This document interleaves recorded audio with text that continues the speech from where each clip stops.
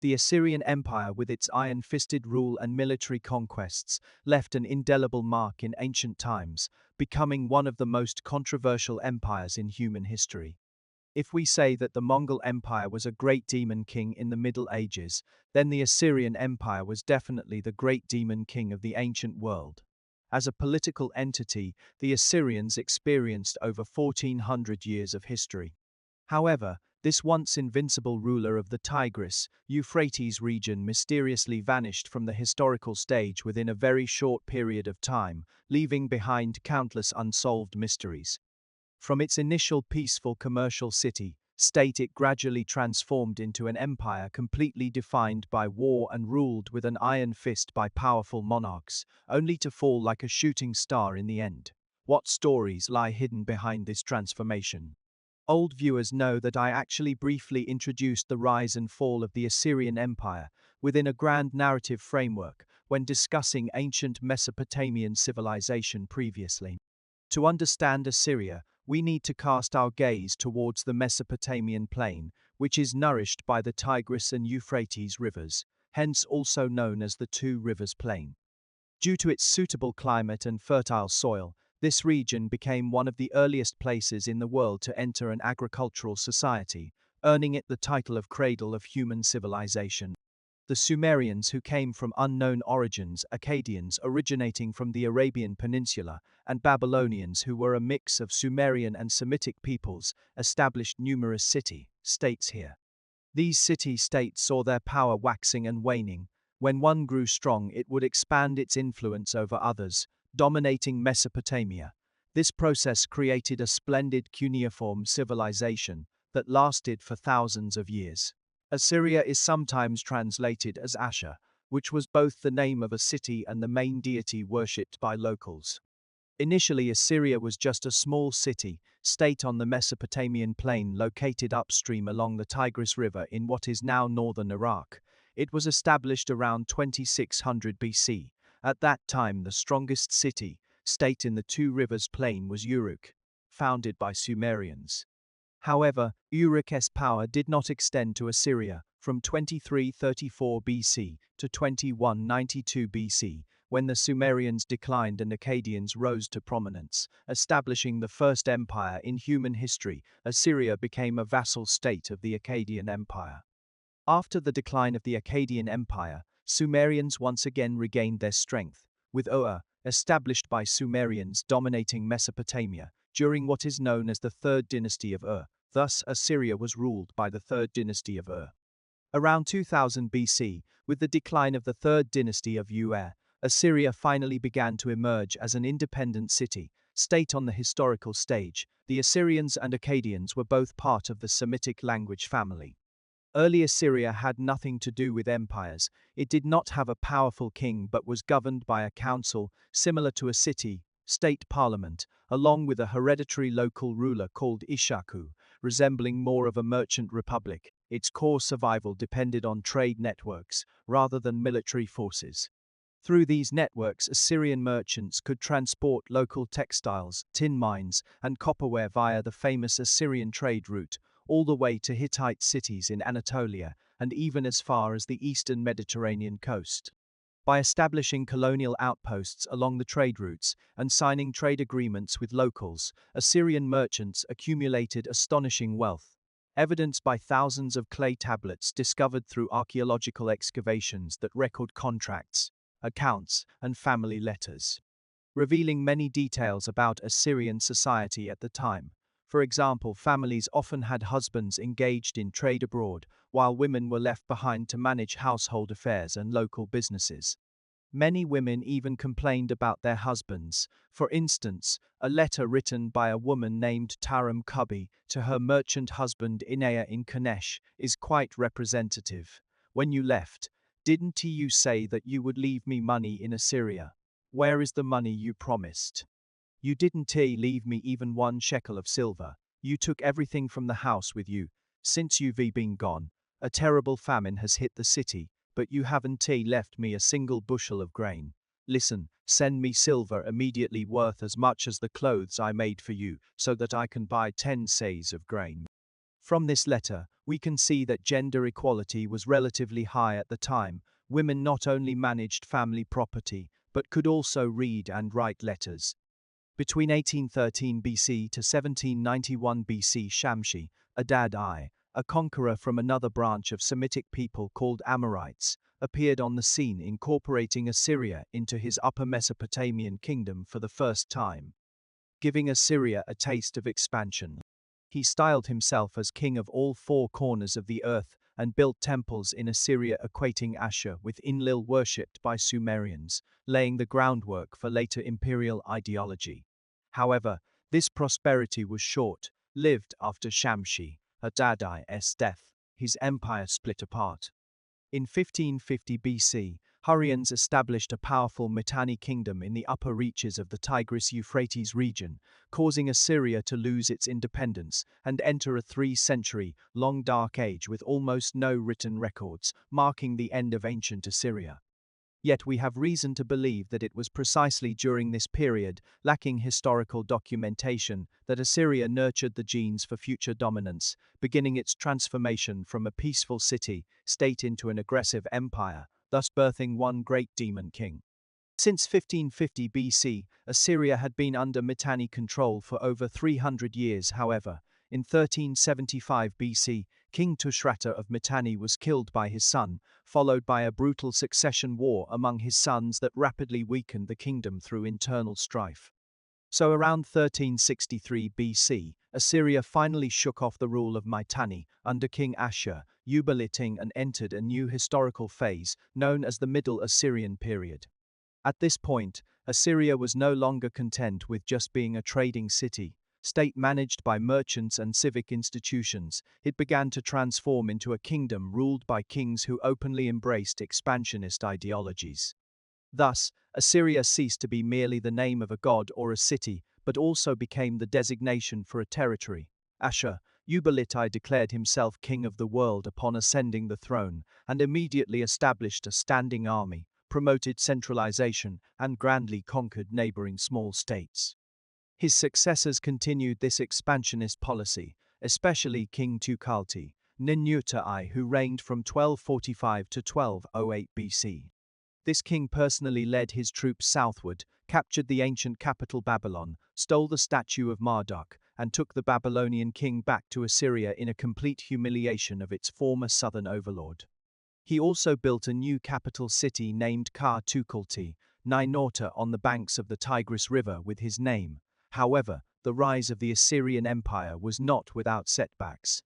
In his later years, Tukulti-Ninurta I was assassinated by his son, and Babylon took this opportunity to retaliate, causing severe turmoil in Assyria for several decades afterward.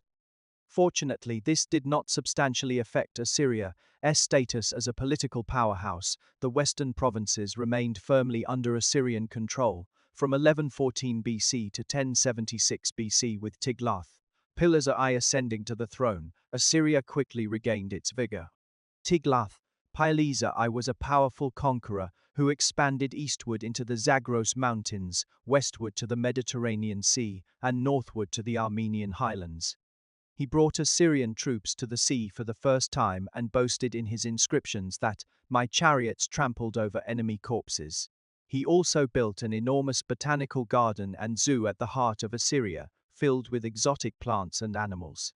His son Ashur-nasir-pal II launched several ambitious military campaigns as well. However, Assyria soon faced another major crisis due to invasions by nomadic tribes called Aramaeans from 934 BC to 912 BC. King Ashur-dan II mentioned that since the reign of Shalmaneser starting in 1030 BC, the Aramaeans had been murdering Assyrian citizens and selling their children into slavery. Shalmaneser III, who ruled from 858 to 824 BC, described how during the long and dishonorable rule of Ashur-Rabi-Ditik, from 1012 to 972 BC, Aramaean attacks caused Assyrians to lose cities along the middle Euphrates River.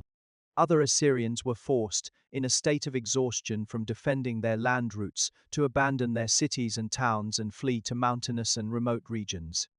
Unlike other Mesopotamian states, however, the Assyrian kingdom did not collapse. but instead regrouped under several energetic and ruthless kings who restored its former glory and accumulated even greater power and wealth. This ushered in a new era known as the Neo-Assyrian period, which is what most people think of when they hear about the Assyrian Empire. If ancient and Middle Assyria were like the youth years of the empire, then the Neo-Assyrian period was its coming of age ceremony, an age filled with violence, splendor, and eventual destruction. Indeed, one of the most distinctive features of the Neo-Assyrian Empire was its unparalleled military might. They had a well-organized, heavily armed standing army comprising infantry, cavalry, charioteers, and engineers who were masters at siege warfare, inventing tools like battering rams and mobile towers, as well as tunneling techniques that could breach almost any fortress walls. The power of the Neo-Assyrian Empire was not just in its military technology, but also in psychological tactics and terror governance. Assyrian kings would cruelly document their military victories, detailing punishments for rebels such as flaying alive, impaling, decapitation, etc., and engraving these scenes on reliefs to intimidate potential enemies and conquered peoples. It was through this brutal iron-fisted rule that the empire managed to maintain stability. The famous Ashurnasirpal II relied on such ruthless governance to pull Assyria back from the brink of destruction. This king is undoubtedly one of history's most notorious tyrants, annually launching campaigns, sacking cities, flaying captives alive and burying them in pits. His lifestyle was also extravagantly luxurious. Records show that when he built a new capital at Kalhu, he hosted an enormous banquet inviting 69,000 guests and slaughtering 14,000 animals.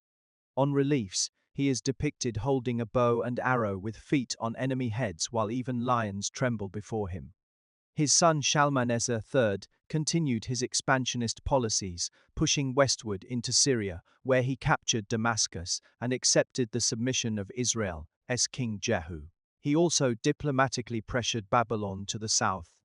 To ensure posterity remembered his great achievements, Shalmaneser III commissioned a relief which is now housed in the British Museum after being excavated at Nimrod. The king who truly institutionalized the empire was Tiglath-Pileser III, who ruled from 745 BC to 727 BC. During his reign, he not only conquered Babylon and unified northern and southern Mesopotamia for the first time, but also carried out provincial reforms, dividing conquered lands into provinces governed by governors directly responsible to him. He also forcibly relocated populations of conquered peoples, dispersing them across different regions. Prevent rebellion. The imperial toolkit he pioneered, such as provincial system, road construction, postal service and intelligence network, provided very valuable references for later empires like the Persian and Roman empires. After that, a series of powerful and ruthless kings emerged in Assyria, pushing its territory to the extreme. Their armies conquered Egypt, Babylon, Syria, Levant, even reaching Anatolia and Iranian plateau, bringing the entire Near East under Assyrian rule. Wherever they went, corpses were piled up everywhere, rivers ran red with blood, and everything was left in ruins. Sargon II captured the kingdom of Israel, while his son Sennacherib destroyed Babylon in 689 BC and moved the capital to Nineveh. Not only did he expand Nineveh into the largest city at that time, but also built for his wife Queen Tashmetu, Sharet, a palace with over 70 rooms known for its exquisite bas-reliefs, lamassu statues, and grand scale. The king described himself in inscriptions as sweeping everything like a flood, leaving only ruins behind.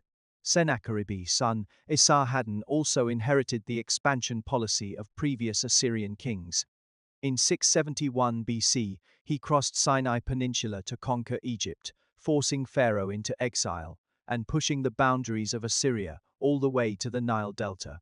For the first time, Assyria ruled a vast territory stretching from Persian Gulf to Mediterranean Sea, from Caucasus to Egypt. His successor was the famous Ashurbanipal. Ashurbanipal was one of the most brutal monarchs in human history, proud of massacring rebellious civilians and committing large-scale genocide against Elamites. Under his rule, Assyrians won many battles, expanding their territory further away from the heartland than ever before. However, Ashurbanipal did something good by building the world's first systematic library in Nineveh, collecting over 30,000 clay tablets covering literature, history, religion, science, and more, including the famous Epic of Gilgamesh. He also had ancient Babylonian texts copied and even taught himself Sumerian language. It was under his rule that Assyrian Empire reached its peak in terms of territory and power, yet surprisingly, after ascending to the pinnacle of empire for less than 20 years since appearing on historical stage around 2000 BC and enduring for 1400 years, it suddenly declined and completely collapsed after Ashurbanipal's death. In 631 BC, Ashurbanipal died. His sons immediately started fighting over the throne. Provincial governors launched rebellions. Egypt declared independence. Babylon revolted against Assyria again. The Assyrian Empire had always relied on wealth plundered from conquests to feed its army, so it needed constant new territories to sustain itself. But now conquered peoples, resistance was getting stronger, and drought and population migration exacerbated internal conflicts within the empire, leading to a devastating blow to its economy, making it increasingly incapable of suppressing rebellions. Meanwhile, two powerful new forces were quietly rising at the edges of Assyrian Empire: Chaldeans from Babylon and Medes from Iranian plateau, who had long harbored hatred for Assyria and yearned to break free from its rule. In 626 BC, Nabopolassar, a Chaldean, declared himself king of Babylon. In 616 BC, Cyaxares, the Median king, joined the anti-Assyrian alliance as well. Thus, in 612 BC, Nineveh fell after being besieged by the combined forces of Babylon and Media for 3 months. The coalition burned down this city built with plundered wealth, turning magnificent palaces into ashes overnight. However, clay tablets from the library were unexpectedly preserved due to burning. Ashur-uballit II, the last Assyrian king, struggled desperately after the capital fell but was ultimately defeated by the allied forces in 609 BC. The Assyrian Empire vanished within a few years, disappearing completely from maps less than 20 years after reaching its peak, becoming one of the most shocking events in ancient world history. As the biggest villain in ancient world history, Assyria certainly didn't deserve any sympathy. A truly successful empire not only conquers, but also makes conquered peoples willing to coexist long term. Assyria achieved the former, but failed at the latter. Almost all Assyrian kings were maniacs, reaching unprecedented levels of terror rule. Royal inscriptions and Bayesi-Yebes of Assyrian kings loved to boast about sacking cities, flaying alive, burying alive, piling up skulls in towers and other atrocities, publicly displaying cruel punishments that, although existed in many later empires, rarely reached the systematic and propagandized level as Assyria did. The economy of Assyrian Empire almost entirely relied on military plunder, causing devastating destruction to civilizations along the Tigris-Euphrates river system and surrounding areas. Assyrian rulers always killed whoever they could or forcibly relocated them elsewhere within the empire if unable to kill. However, its assimilation policies not only failed to eliminate resistance consciousness among conquered peoples, but also intensified hatred, ultimately becoming the fuse for rapid disintegration of the empire. In contrast, later Persian Empire's tolerant policy towards conquered peoples was much wiser, allowing them to retain their own culture and religion with a certain degree of autonomy, achieving longer-term economic and political stability as a result. Furthermore, Assyrian Empire had almost no cultural soft power. Those documents in Nineveh Library were mostly the wisdom of conquered peoples, collected as war trophies and displayed by Assyrians. Therefore, it was difficult for it to continue influencing later generations like ancient Rome did through its laws and culture after collapse.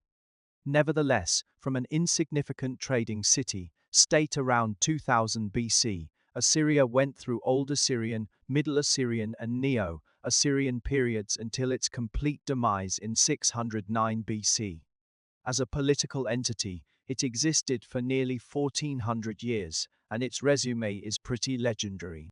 You don't often see a country in history that can continuously achieve phoenix rebirth through military, technological, administrative innovations, getting stronger and stronger with each rebirth, maintaining an expansion trend of nearly 300 years during the Neo-Assyrian period. This development curve is one of a kind throughout human history. So I think the Assyrian Empire is like a super hardcore prototype empire machine with maxed out performance. While it itself was a failure, at the same time, it is also a pioneer for successful empires in later generations.